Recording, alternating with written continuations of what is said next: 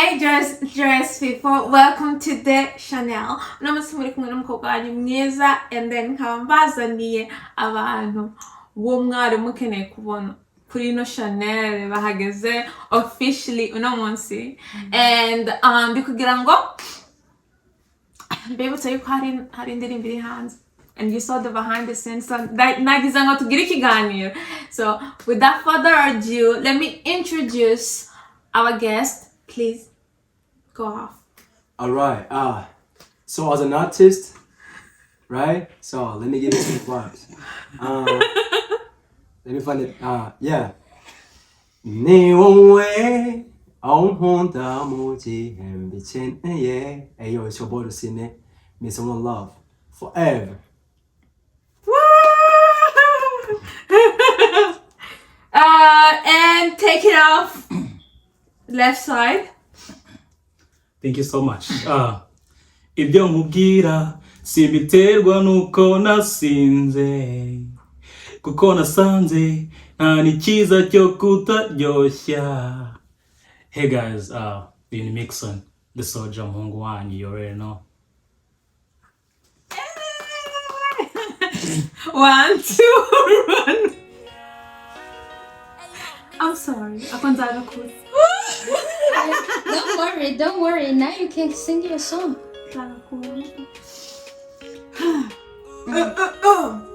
Okay, anyways. Tukomeza kukiganiro cyacu. Nkuko mumaze kumenya turi kumwe na Insta and then dufite Micson.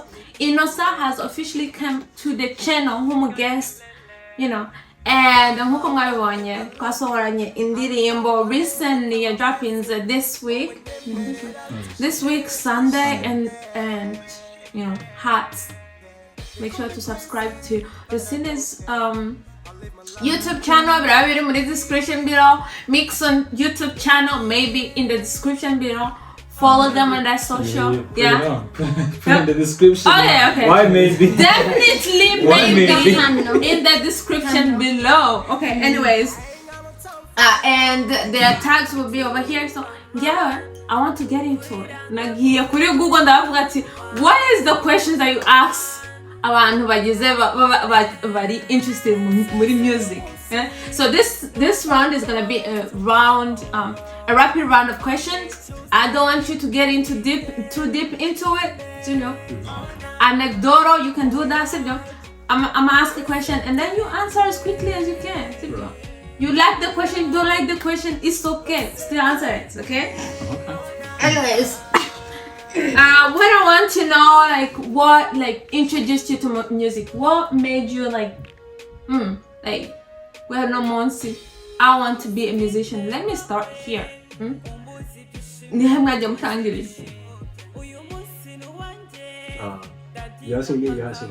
Okay, so rock, paper, scissors. So no, this time for this question, and then make sure you're gonna answer next. So the next question I'll ask, you're gonna answer first. So go ahead. Well, thank you so much, and thank you so much for kureba indirimbo yacu ndikunda kwisharinga is very good. Thank you so much. When it's something that introduced me to the music, I don't really know what it is, but every time before we go to sleep, with my family, me and my mom we usually sing. Ako ni indirimbo zo mu bitabo, abantu bazi indirimbo zo mu bitabo bakunda kubyita indirimbo ngo za magana abiri. Nazirimba kuva kera ndi umwana, so I would say my mom is the one who introduced me to the music. Awesome, take it out, Micson. Where? Njyewe ikintu cy'introducing kuri music ni ukuba around people who love music. Ugenda nko muri choir cyangwa se just kubona urakundaga showbiz, especially mu Rwanda. Byatumye numva muri music. Warabikurikiranaga cyane mu Rwanda ibintu bijyanye na show business? I mean kuri radio. Nta kagroupe ko wigaze ukora ugati niwe let's. Oh yeah, of course. No? Okay. That's it, yeah. I did. Yeah. So how would you describe the music that you typically create? ni gute wa be defining ku bantu batabizi like ukavuga ati these are the words that describe the music you're going to listen to in music that are created Micson just like they nkukuntu avuga ibijyanye n'iyi channel joyous just one word yeah it's music that brings joy to people. Yes. Okay, what? That's good. Well, for me, I think it would be kind of hard to like explain the music that I do in one word, the music that I create. Like the feeling that it gives to people that you listen to the music, or you yourself when you're creating the music. Yeah, that's what I'm saying. So it can be joyful and it can be teaching as well. People who listen to me, they never hear about me yet. I'm still coming up. I got a lot of things to give to you. But yeah, my music can be joyful and it can be teaching, it can be preaching, it can be some kind of poems. All I can say, all my music is just one love. I think one love would be the word to describe music. One love. That I like that. And we know one great man always sung about one love. Okay, so what is your creative process like? Well, that's a very good question. So sometimes I'm just with this guy, we're doing a studio, he have like a very good beats, and then the inspiration is over there. You just listen to the beats here with your brain, and your brain here with your mind, and then you create something, your hands start writing, yeah, right. So sometimes it can be like that, other times it can be just me sitting here watching a movie, and then or me just playing soccer, and something came in my head, and then I get out and start typing my phone, have a note, have like 1,000 of songs in my notes. So the process of music, it's different. The inspiration comes in different ways. But mostly songs that we make is sometimes when we're together with a good vibe, something just comes out. And for you? For me, because I know you're a producer as well. Uranandika. So how is that process for you? For me, nkunda gucuranga piano nyine. I don't know how to play piano, but ndabikunda nyine. That's how gato. So sometimes I give umuntu aho yicaye gucuranga piano, especially when before I go to sleep. Ngira wenda ngo nduhure mu mutwe nkabera lubusa rero biri kuryama, nagira idea cyangwa se wenda na recording basanga ndikodinze good chords. Akira nyine n'ibindi bikeneye beat birabaye, and then it makes a good song. So yeah, ndavuze like it's a year, 2 years from now. Sibyo. Ibintu byo muri gukora ngenda bikunda, and seeing ukuntu progress zanyu ziri kugenda zihuta, zigaragara showing up. Ndigutekereza ati like mu myaka 3 ntago ari ikintu cyaba kiri cyaba gitangaje cyane kumva ati you're opening for someone. Cyangwa you are performing with someone. Sibyo, uri collaborating na someone. So mu bantu batuzi, who are your picks? Ninde ushaka gukora writing wena? Yeah. Well, now what has it's okay. No, that's good. So me, collaboration, I don't think I can really make a song with anybody as long as we have a good vibes. And for people who watch our song, like a recent song that we uploaded on our YouTube channel, it was featuring with Micson the Soldier, Mwiza and Co, and also Tete. So I want to say thank you for those ones. We created a song because we were together having a good time, and we feel like why not? We should do it. So but to answer your question, whether you meant for like maybe professionals or some artists. Nk'abantu bo you listen to. So abantu bari muri grasp yawe. Wenda n'abantu bari coming up right now. Yeah. Cyangwa abantu bamaze imigihe wagiye wumva buri gihe ukumva ati. Yeah, so njyewe nagendeye on my writings, the way I write, or the kind of music that I actually enjoy the most. I wish to have a collaboration with Micson. Micson is one of the artists that I love, I would say. The rest I can do it just to get famous, to get ahead. If it's like a dream thing, I want to do something amazing, I can do it with Micson. That would be the person that I would choose, yeah. And for you? Honestly, for me, I wouldn't really want to make music with an artist. Just umustari wenda uzwi cyane kubera contract wenda ko ama promo kuzamuka ibintu nk'ibyo. Ntabwo ngiye ibyo ngibyo ibintu biri mu mutwe wanjye, ariko nyine I feel like umuntu wari wese ushaka kudukorana twakorana njye numva nakorana n'umuntu wenda nawe mfite aho nageze atari ukuvuga ngo ndi kumuzamukiraho ibintu nk'ibyo njye numva njye nakora ibyanjye abandi hafi tugakorana babifitemo ubushake ariko njye wenda nanjye izo dreams zo gukorana n'undi muhanzi ukomeye ndazifite and I want to ariko njye na because nshaka kumuzamukiraho ngo nzamugeze hejuru. So uwo muhanzi ninde? Twaguhaye amahitamo ati uwukunda urukumva yuko like mission yawe y'icyo ibyo ushaka ntabwo turi kuvuga ngo kumuzamukira turi kuvuga ati wageze muri room the opportunity is available kugira kuba mwakuratinga either you making them a beat cyangwa se you are singing a song with them. Ninde uri guhitamo?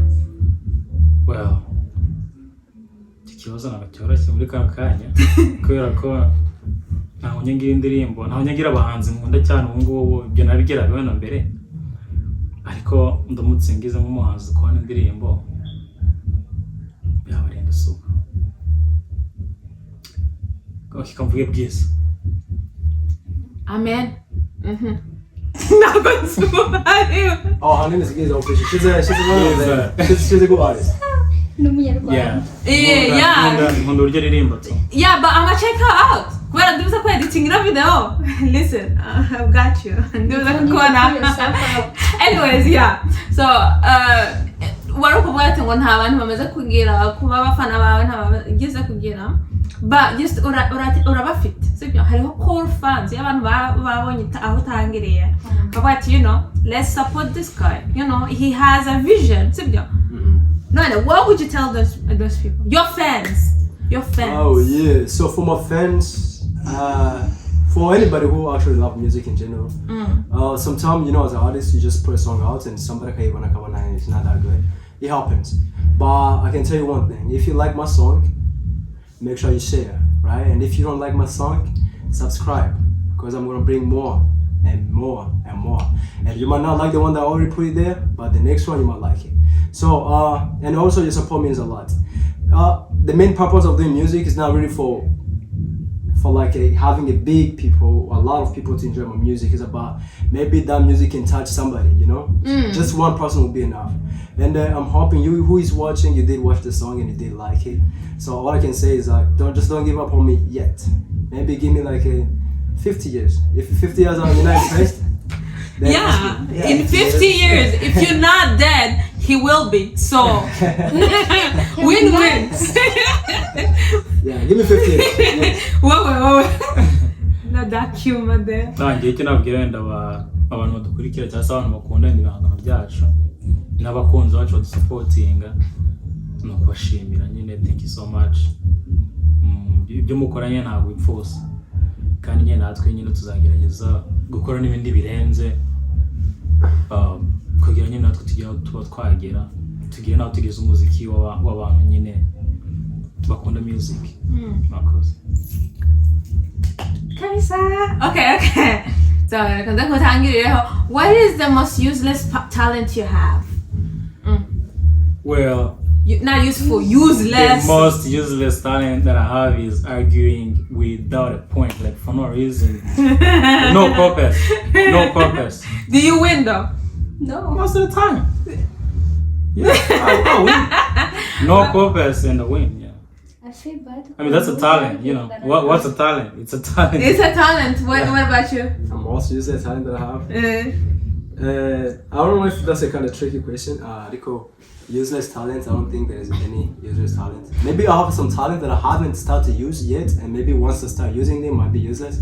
But for now, I don't think I have any useless talent. Wait, is my talent is useless? Is it useful? Is it useful? Was it useful? No, wait, you heard it though, right? No, what I'm saying is like, I'm glad that you figured out yourself. Okay. You know, you hasn't figured out I think, yeah, I haven't figured out that. I'm glad you categorize your talent into useless and useful. Honestly, it could be useful, but most of the time it's useless. Yeah, that's what I'm saying. So I mean, I might have a talent that somebody can watch and say, that's just useless. That's useless. But then on my side, I haven't really been there. He has been using it. I haven't get on that point to say that this is useless for me. I don't think so. I don't think I can answer that question. But I haven't figured that out yet. Okay. Because I don't know if you be the secret. You sing in the shower. What song are you going for? Oh, that's a good question. So, but most when I'm in the shower, actually, I don't think about any song. I only think about songs, 1,000 songs in my head that never exist. So I'm here singing, vibing something that I don't know, and it sounds so good. Once I get out from the shower, I don't remember that. But when I'm in the shower, I don't think about anybody else's song. So you sing is gibberish. You have your own concerts. Yeah, I have my own concerts. So once I get out, I really don't remember anything. Yeah. I wouldn't like to be in the other room. Okay. No. For me, even in the shower, I sing my songs. Church. Like, what is the song that you go back to every single night? Like, if you're not thinking of any other song, in the ass. Well, sometimes I like to talk to myself. It's kind of funny, but so sometimes I'm taking a shot and I'm like, ibyo mubwira simbiterwa nuko nasinze. I'm talking to myself.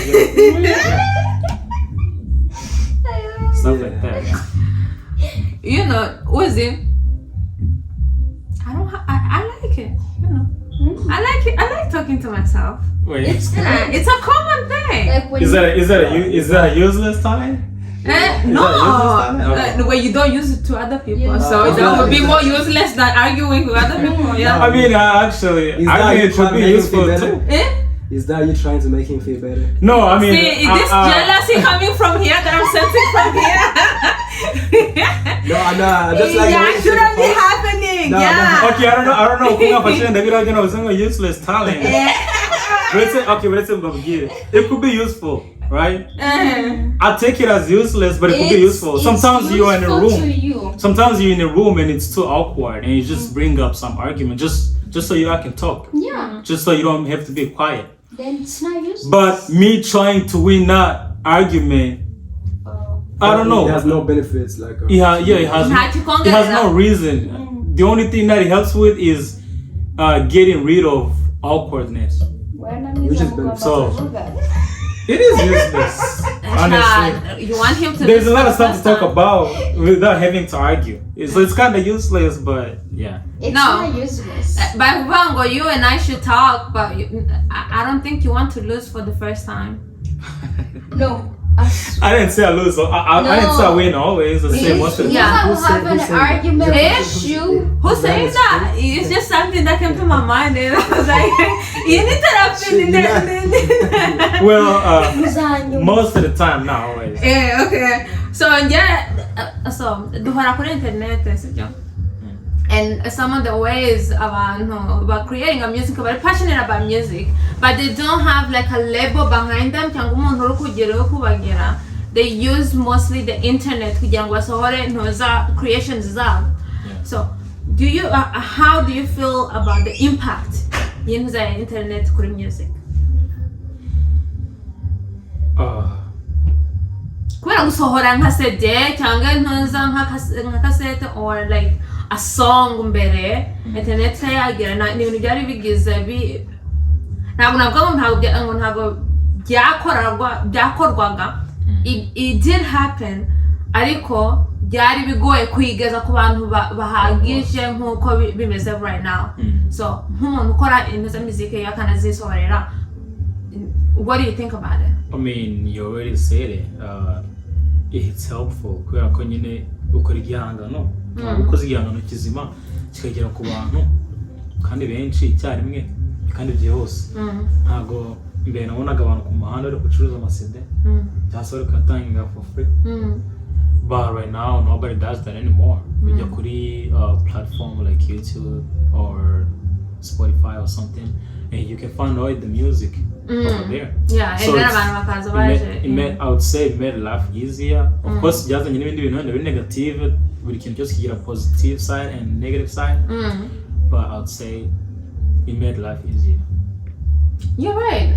Anything you want to add? Oh no, I don't think I have any other to say than what you just said. Ntekereza ko ikoranabuhanga ryatumye especially umuntu ukora music ushobora kuba uri hano ukakora ikintu as soon as ucyaploadinze kuri YouTube umuntu kuva China kuva Africa kuva Europe bagahita babireba bafiteho access bafiteho access so ntekereza ko in a way of like saying kuntu byafashije music I would say is a positive. It has a positive impact. Yeah, big time. I know that you guys have performed. I was there. What is your favorite song to perform?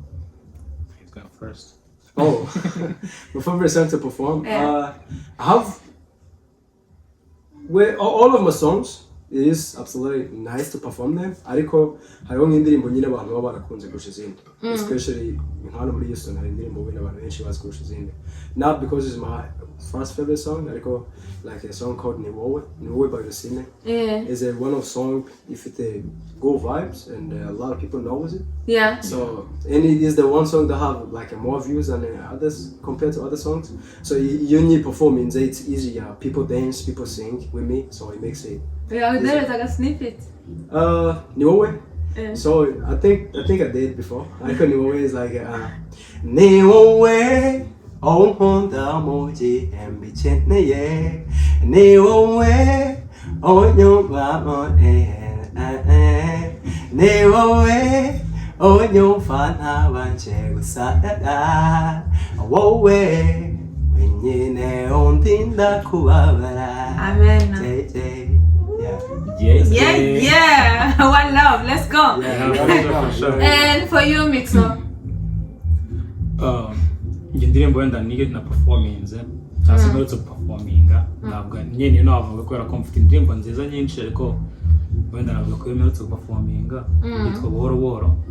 Ni indirimbo na performance nyine mbona ikoze mbona abantu nyine barayishimiye cyane kandi nyine ndayikunda cyane so navuga ko ari buhoro buhoro.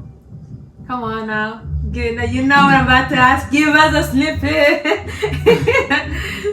Wigira ubwoba ukwita kuba kubona bye no kubizi nakanya ko kwishima buhoro buhoro buhoro buhoro uzagerayo Buhoro buhoro uzagerayo. Yeah. Okay, so obviously udakurikira abahanzi as much as you did before. Who's your favorite musician? Umuntu who admiring? Umuntu uteka the blueprint? Wow. Chris Brown. Yeah, I like his music. I like his songs. Yeah. And you? Oh, that's a tough question. Naming one, well, not one I would say Bob Marley in music. Yeah. I would say Bob Marley. You said somebody who still exists, man. Whose music has recently popped up. He's good, but you know. Yeah. Yeah, I can give you my top 3. Okay, go ahead. So, I'll take 3 more. Yeah. 3 more? Yeah. So, when to the home Rwanda, I would say Green P. Green P is a rapper. He's one of the guys who actually inspired me. I like how he writes. And I would say Money Martin. Money Martin is very good. Yeah. And then I would say J. Cole. So J. Cole no gatatu. Yes. Hasi yaduza. What was it in order? What was it in order of your? The 9, all the, just 3 of them. I mean, you can choose. Just 3 of them. Okay. Hey, I don't mind. You can compare J. Cole to Green P. Yeah, one rapper hip hop, but J. Cole he's a worldwide. You know, why Green P? He's just a local. Not local, but he's a good rapper. Ariko from Rwanda. Yeah, so they both good artists, but so for me, not all the bad. I just admire those 3. What would you twongeraho abandi babiri? For top 3. Really, so if they Chris Brown and who else? Abandi banse bo nkunda.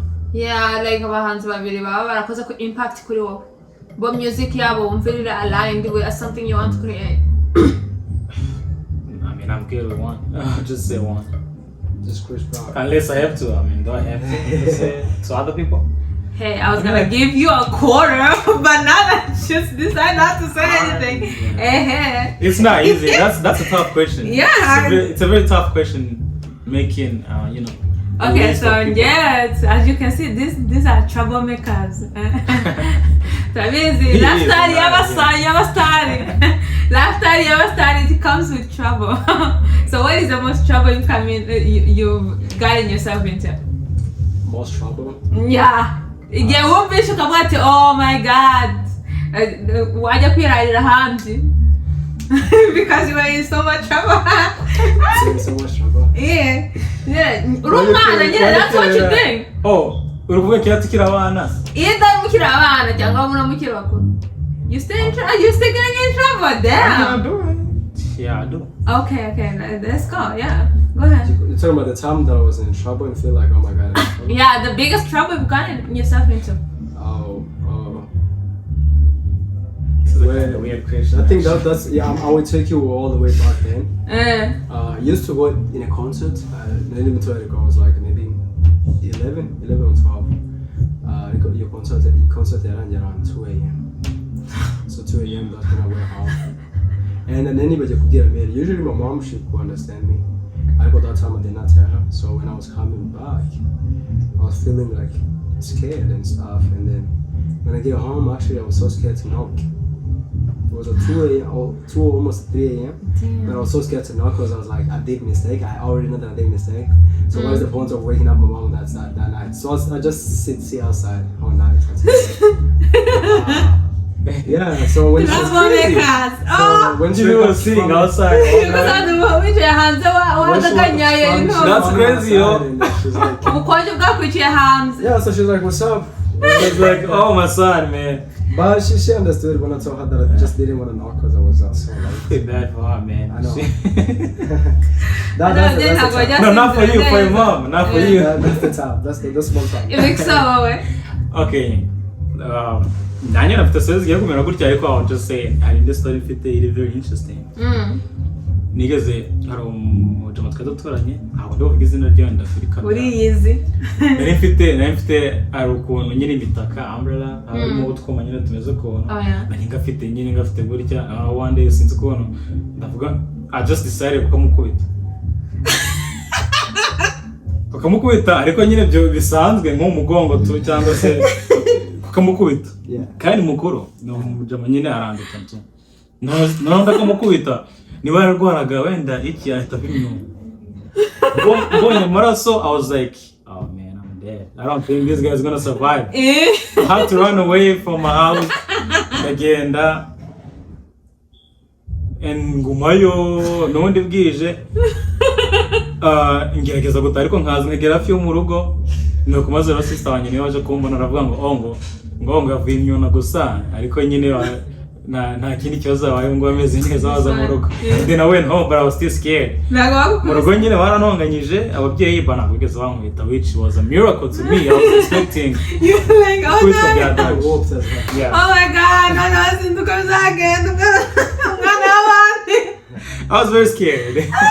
You know kona amaraso uri umwana mutoya. But it's true hari abantu bajya bagira intuza bajya bagira like bajya bava imyuna so easily ko n'izuba rivuye cyane imyuna igize.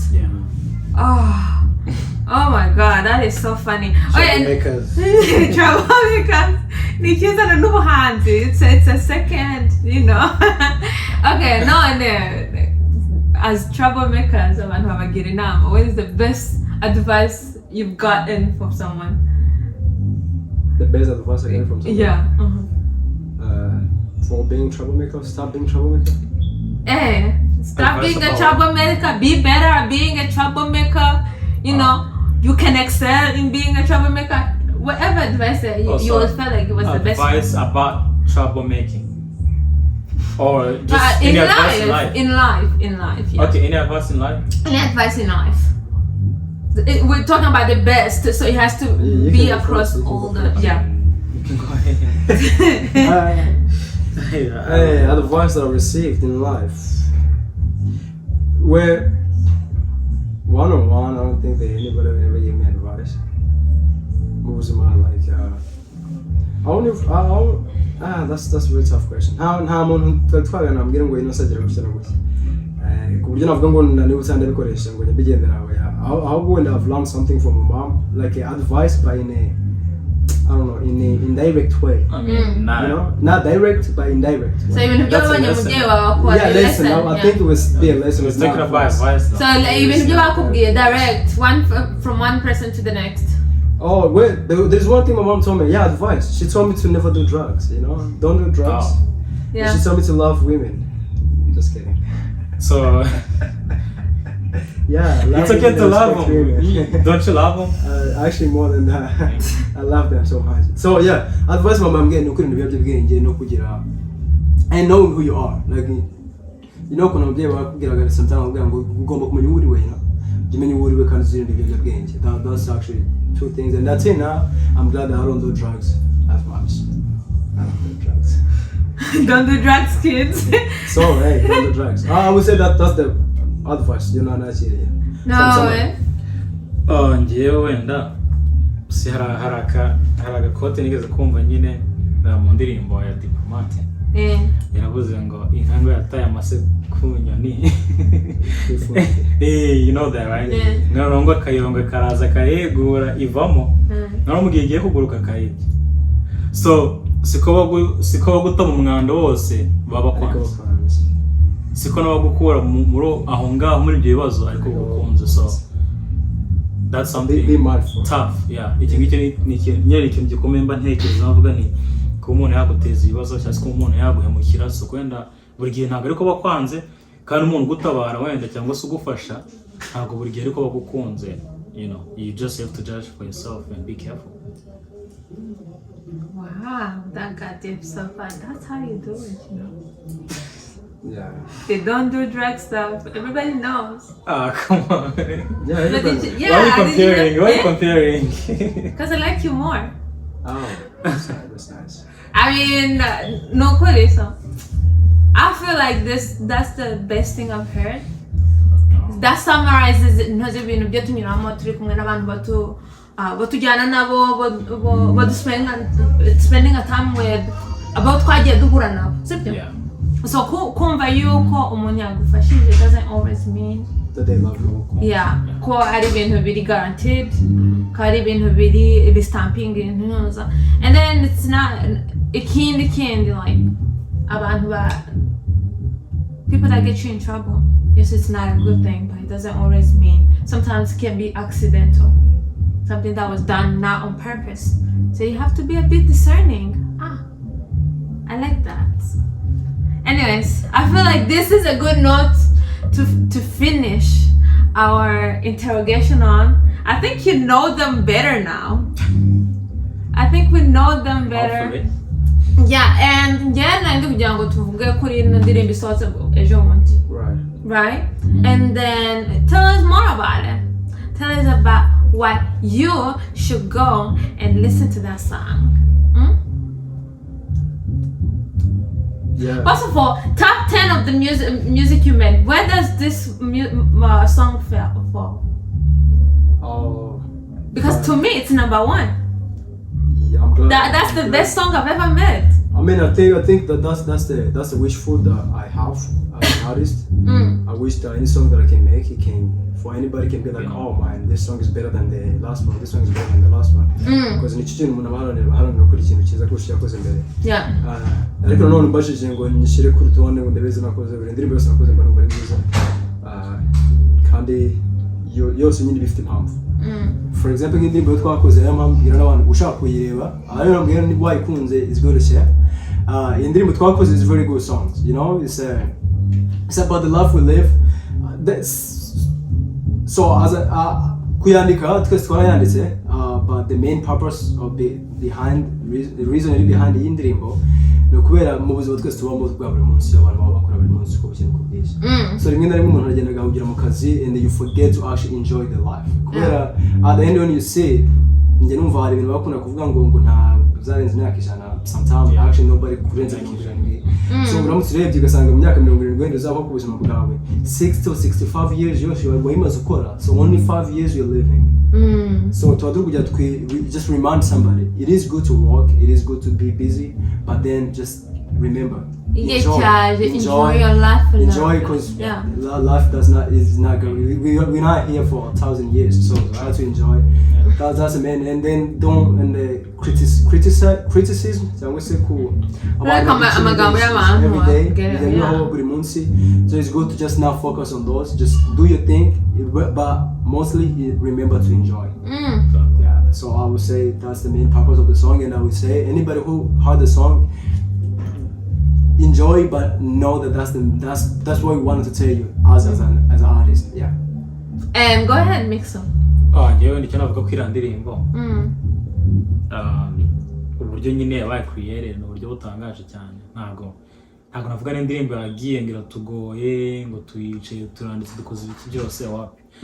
Navuga ko wenda twari dufite wenda iriya beat yari and then turicaye turi kwinjoyinga nyine n'abashuti nyine nk'abashuti nyine turi gusabana.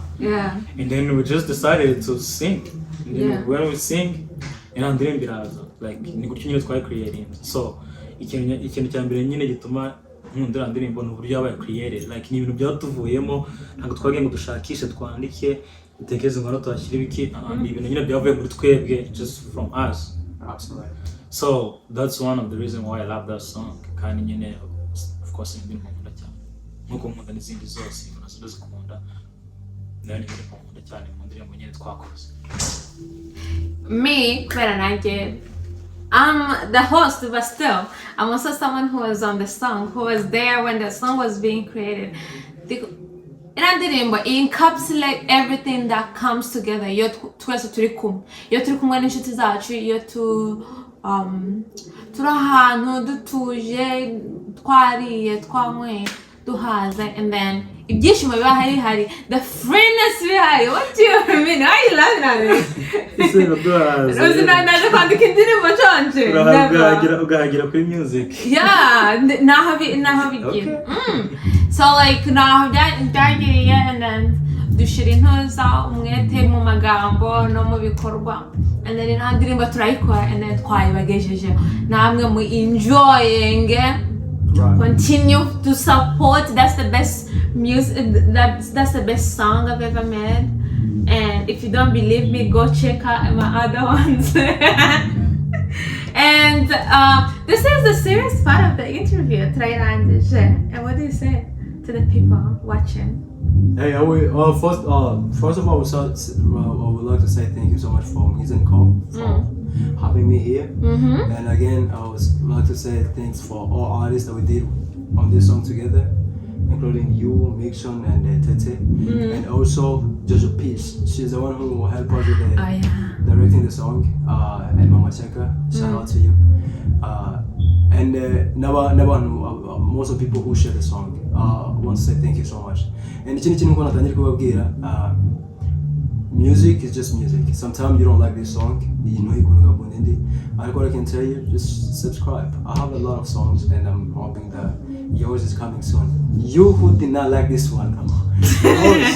Yours is coming next time. You who actually enjoy this song, I'm going to bring more songs that you will enjoy even more. Yeah. So yeah, I would like to say thank you so much for anybody who gonna get a chance to watch this show that we had, and then thank you so much. Yeah, thank you so much. Go ahead. What do you wanna add? Icyo nakongeraho, first of all, nyine ndashimira abantu twakoranye, the whole team. Harimo abavuze bose nyine ko navuga. It was good. Process yo gukorera ndirimbo yabaye so enjoyable. Yabaye nyine really good. It was fun and amazing. So kuva kuri beat, kuva kwandika, kugera kuri record, no gushutinga video and everything, even kugeza no kwireleasinga, process yari amazing. So yeah, ni ikintu nyine cyo gushimira abantu twafatanyije, the whole team. Ikintu ngashimira nyine n'abantu mukomeza kutwereka urukundo, irandirimbo nyine mwarerebye, mwarayikunze, comments, like and shares, byose nyine naribonye. Nta kintu nakora nyine usibye kubashimira, mukomeze mudufashe, mukomeze nyine mushyigikira umuziki wacu, kandi nyine turabakunda. Last thing but not least, the sunset umunsi, nobody knows tomorrow. Monday, Tuesday, The weekend today. Oh na na na. Wowe nanjye Twese turi kumwe. wowe nanjye Twese turi kumwe. Forever. Yeah. Exactly, that's a vibe. Yeah. Anyways, don't forget to comment, subscribe, like, and share everything. And then ndirimbo amashanere y'abasore bacu aribuze kuba muri description below, and we will see you in the next video. Thank you so much. Ciao, ciao. Hasta la vista. Hey joyous people, welcome to the channel. Uno munsi twabazaniye ibintu byo tumaze iminsi dutegura, twabazaniye abasitari bashasha n'abashaje mu ruhande rwanjye.